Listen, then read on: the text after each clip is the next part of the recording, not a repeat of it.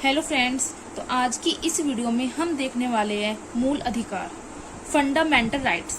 जो भी स्टूडेंट किसी भी एग्जाम की प्रिपरेशन कर रहे हैं तो उनके लिए पॉलिटी में जो ये हमारा कॉन्स्टिट्यूशन होता है, ठीक है ना, संविधान, तो उसमें मूल अधिकार पढ़ना बेहद जरूरी होता है। तो चलिए हम स्टार्ट करते हैं। मूल अधिकार, फंडामेंटल राइट्स, जिसको हम इंग्लिश में कहते हैं, वो होते क्या है। मूल अधिकार को हम मौलिक अधिकार भी कह सकते हैं, ठीक है ना। मूल अधिकार, या हम इसको क्या कह सकते हैं, मौलिक अधिकार।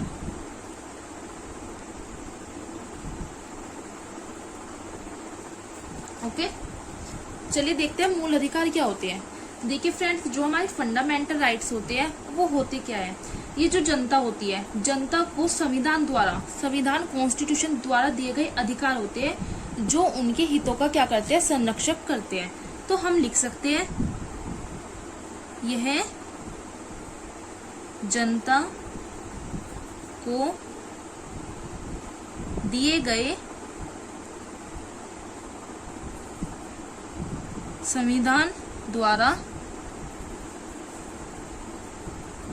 वैसे अधिकार है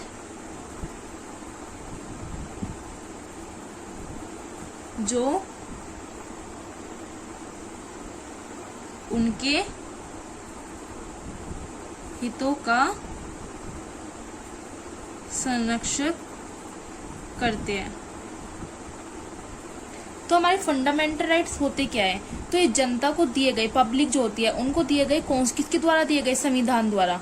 जो हमारा संविधान है उसके द्वारा जनता को दिए गए ये मौलिक अधिकार ऐसे अधिकार होते हैं जो हमारे हितों का क्या करते हैं, संरक्षण करते हैं। ठीक है, अब हमारा जो संविधान है, कॉन्स्टिट्यूशन है, उसमें इसके बारे में किस चीज में कहा गया है, तो जो हमारा संविधान है, हमारे संविधान के भाग 3 में, किसमें, भाग 3 में, पार्ट 3 में, और अनुच्छेद आर्टिकल की बात करें तो कौन से आर्टिकल में इसका वर्णन है, आर्टिकल 12 से लेके 35 तक इसका वर्णन किया गया है हमारे संविधान के भाग 3 में। और अनुच्छेद आर्टिकल 12 से 35 में क्या है, इसका वर्णन क्या है। तो हमारे, अगर कोई आपसे पूछे कि मूल अधिकार जो आपके फंडामेंटल राइट्स है वो आपके कौन से पार्ट में आते हैं, तो आप कहोगे हमारे संविधान के भाग 3 में आते हैं। और कौन से आर्टिकल में आते हैं, 12 से लेके 35 तक इनका वर्णन किया गया है।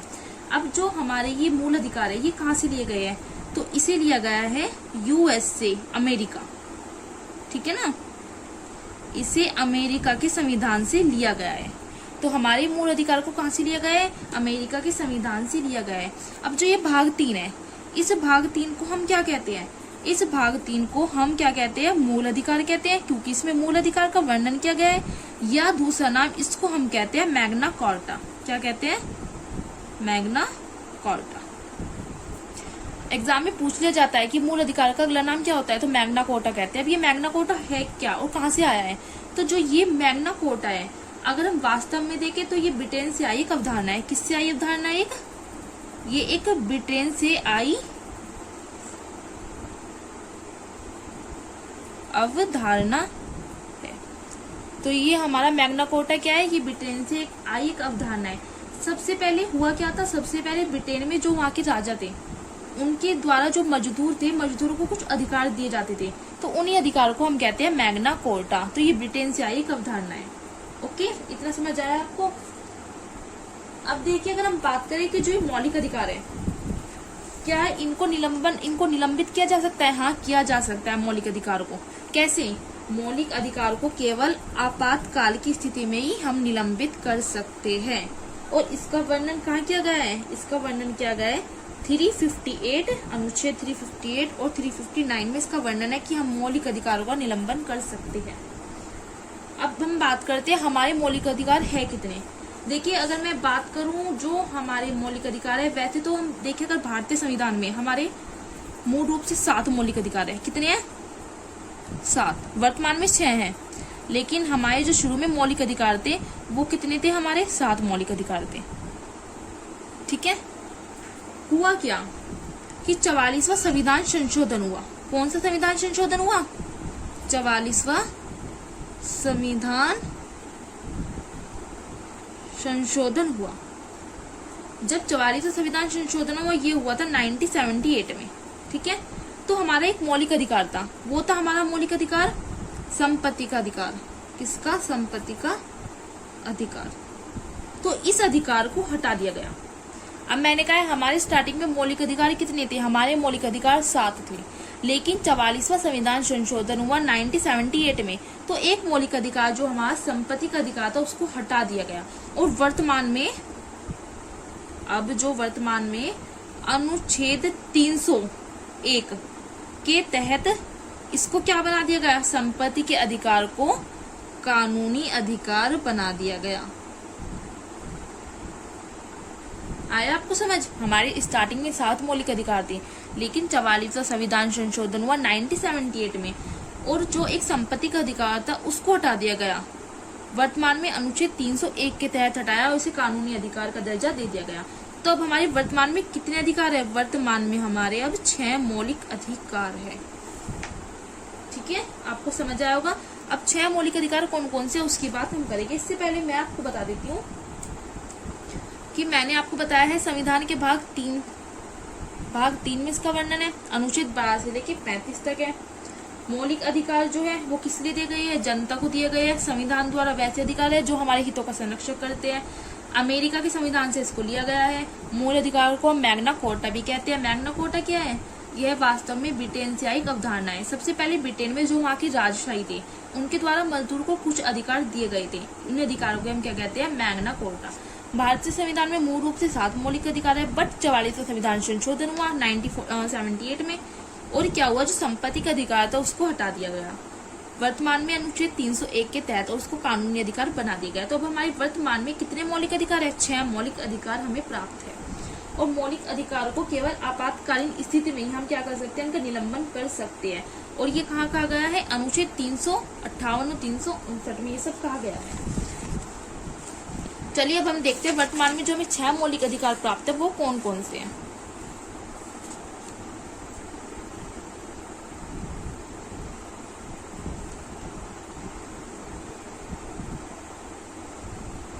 देखिए, जो हमारा फर्स्ट मौलिक अधिकार है वो हमारा कौन सा है? समता या समानता का अधिकार। समानता तो आप सबको पता ही है। समता या हम कह सकते हैं समानता का अधिकार। ये कौन से अनुच्छेद में है? 14 से लेके 18। कौन से? 14 से लेके 18। मैंने आपको क्या कहा था? हमारे भारतीय संविधान में जो मौलिक अधिकार का वर्णन है वो अनुच्छेद 12 से लेके 35 तक है। 12 से 35 तक इसका वर्णन है। मैंने 14 से स्टार्ट किया है, 12 और 13 रह गई। मैं अभी बताऊंगी 12 और 13 में क्या है। हमें देखते हैं अभी 14 से लेकर 18 तक समता और समानता के अधिकार का वर्णन है। दूसरे में क्या है हमारा? हमें मिली है दूसरा मौलिक अधिकार, हमें मिलता है स्वतंत्रता का अधिकार, फ्रीडम का अधिकार। वो कौन से अनुच्छेद में है? 19 से लेके 22। ठीक है, पहला हमारा समता समानता का अधिकार है जो 14 से लेकर 18 तक है। दूसरा स्वतंत्रता का अधिकार है जो 19 से लेके 22 तक है। तीसरा अधिकार हमें मिला है शोषण के विरुद्ध अधिकार।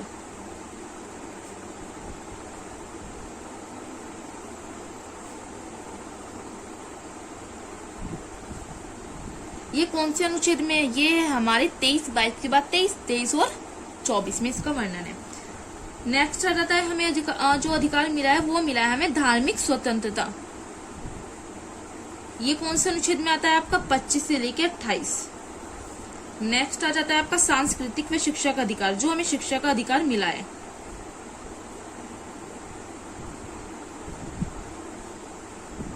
ये हमें मिला है 29 और 30। फिर आ जाता है हमारा संवैधानिक उपचारों का अधिकार, मोस्ट इम्पोर्टेंट है ये।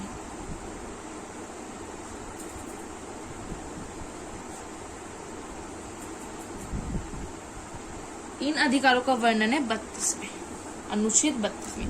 तो ये हमारे 6 मौलिक अधिकार है जो हमें भारतीय संविधान में मिले हैं। ठीक है ना। अब आप बात करोगे कि हमें तो 12 से लेकर 35 तक कहा था, ये तो आपने 14 से स्टार्ट किया। तो देखिए मैं आपको बता दूं, जो ये 12 कहा गया है इसमें, ठीक है ना। अब 12 में कौन सा है?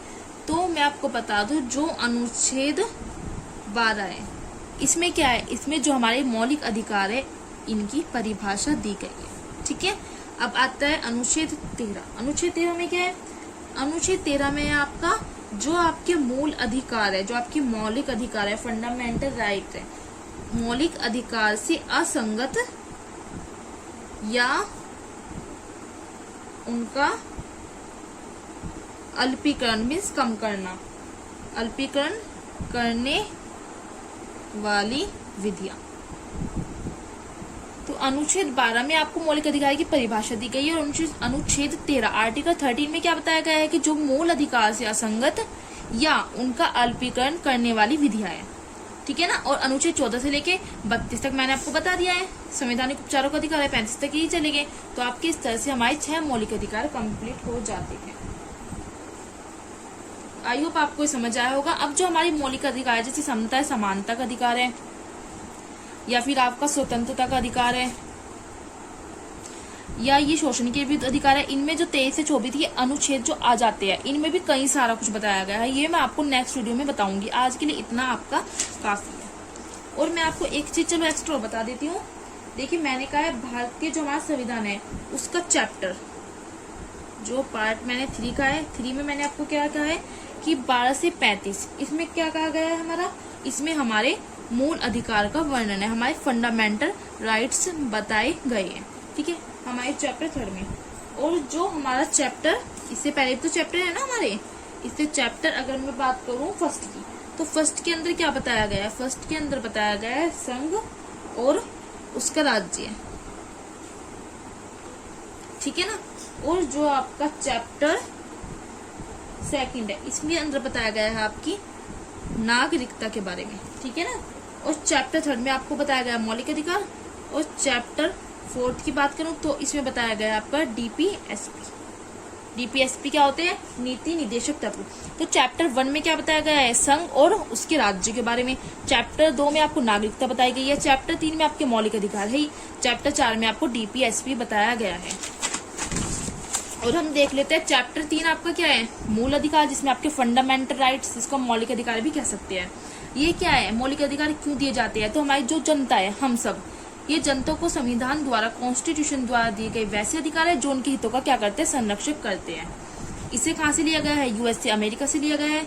संविधान के मैंने बताया आपको चैप्टर 3 पार्ट 3 भाग 3 में अनुच्छेद 12 से 35 तक मौलिक अधिकार, मूल अधिकार का वर्णन है। एग्जाम में पूछा जाता है कि मूल अधिकार का वर्णन कौन से अनुच्छेद में, आपको दे देगा कि अनुच्छेद 12 से 35, अनुच्छेद 37 से 38, इस तरह आपको दे देगा कुछ भी। तो आपको टिक किस पे करना है, राइट, अनुच्छेद 12 से 35 और भाग 3 में इसका वर्णन है। और जो भाग 3 को हम क्या कहते हैं, मूल अधिकार या मैग्ना कोर्टा भी कहते हैं। मैग्ना कोर्टा क्या होती है, ये वास्तव में ब्रिटेन से एक अवधारणा होती है। सबसे पहले ब्रिटेन में जो वहाँ के राजा थे, ठीक है ना, जो राजा थे उनके मतलब अंडर में मजदूर काम करते थे, तो मजदूरों को कुछ अधिकार दिए गए थे, तो उन अधिकारों को उस टाइम मैग्ना कोर्टा कहा जाता था, ठीक है ना। अब भारतीय संविधान में मुख्य रूप से हमारे जब बनाए गए थे तो 7 मौलिक अधिकार थे। लेकिन क्या हुआ, 44वां संविधान संशोधन हुआ। जब संशोधन हुआ किसमें, 1978 में, तो एक अधिकार था हमारा 7वां अधिकार, संपत्ति का अधिकार, इसे हटा दिया गया।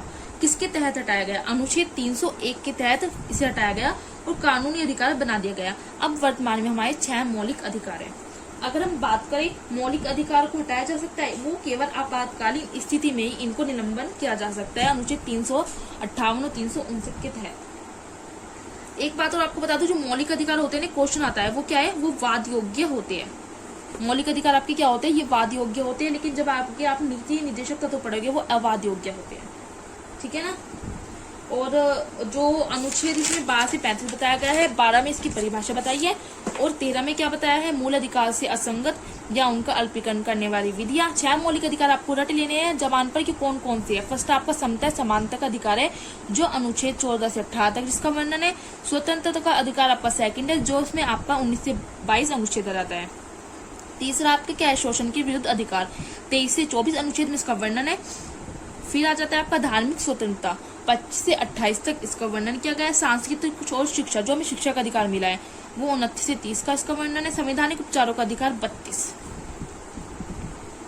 देखिए जो ये संवैधानिक उपचारों का अधिकार है ना, मैं आपको बता दूं, जो संवैधानिक उपचारों के अधिकार को जो डॉक्टर भीमराव अंबेडकर, आपको पता है डॉक्टर भीमराव अंबेडकर, जिसको संविधान का जनक कहते हैं, ठीक है, तो उन्होंने इसे क्या कहा है, इसे भारतीय संविधान की आत्मा का है। जो संवैधानिक उपचारों का अधिकार है और इनको डॉक्टर भीमराव अंबेडकर ने क्या कहा है, भारतीय संविधान की आत्मा का है, संविधान का दिल का है, ठीक है ना।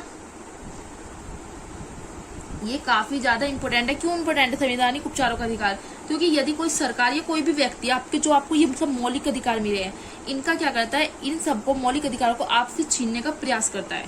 मीन्स आपको शिक्षा का अधिकार नहीं देता, आपको धार्मिक स्वतंत्रता का अधिकार नहीं देता। तो सरकार या कोई भी व्यक्ति जब आपके मौलिक अधिकार को छीनने का प्रयास करता है, तो जो ये संवैधानिक अधिकार है, जो आपका छठा अधिकार है, 6th अधिकार है, इस अधिकार के तहत आप सुप्रीम कोर्ट या हाई कोर्ट में जाकर अपील दायर कर सकते हैं। सिर्फ इस अधिकार में ये पावर होती है। इस अधिकार के तहत ही आप सुप्रीम कोर्ट या हाई कोर्ट में जाकर अपील दायर कर सकते हैं। मैंने बात की है सुप्रीम कोर्ट और हाई कोर्ट। सुप्रीम कोर्ट आपको पता है सब सर्वोच्च न्यायालय, उच्चतम न्यायालय होता है, ये सबसे बड़ा कोर्ट होता है। इसके अंडर में आपका हाई कोर्ट आता है। तो देखिए आप इतने बड़े कोर्ट में जाकर, जो सबसे बड़ा हमारे देश का सबसे बड़ा सर्वोच्च न्यायालय होता है, उसमें जाकर आप सीधे जाकर अपील दायर कर सकते हैं। तो इसीलिए संवैधानिक उपचारों के अधिकारों को सबसे महत्वपूर्ण माना गया है। तो आपको ये अधिकार याद कर लेने। अगर आपको वीडियो अच्छी लगती है, अगर आप चाहते हो मैं थोड़ा बहुत आपको मूल अधिकार या नीति निर्देशक तत्व, राष्ट्रपति, उपराष्ट्रपति, इनके बारे में बताऊं, तो प्लीज मुझे कमेंट बॉक्स में बताएं कि आप चाहते हो कि मैं आगे इस तरह की वीडियो और अपलोड करूं। आपको इन सब के अगर नोट्स चाहिए तो मैं आपको नोट्स भी प्रोवाइड कर दूंगी, मैंने नोट्स बना रखे हैं। वीडियो अच्छी लगे तो लाइक करें, शेयर करें एंड कमेंट्स में जरूर बताइए। और ये वीडियो आपको अच्छी से कर लेनी है, क्योंकि एग्जाम में मूल अधिकार के बारे में क्वेश्चन जरूर आते हैं। अगर आप यूपीएससी की प्रिपरेशन कर रहे हो तो आपसे मूल अधिकार के 1-2 क्वेश्चन तो जरूर ही पूछे जाएंगे। नेक्स्ट वीडियो में मैं आपको बताऊंगी कि इन जो अनुच्छेद है, इन अनुच्छेद के अंदर क्या होता है। चलिए, तो आज के लिए इतना काफी है।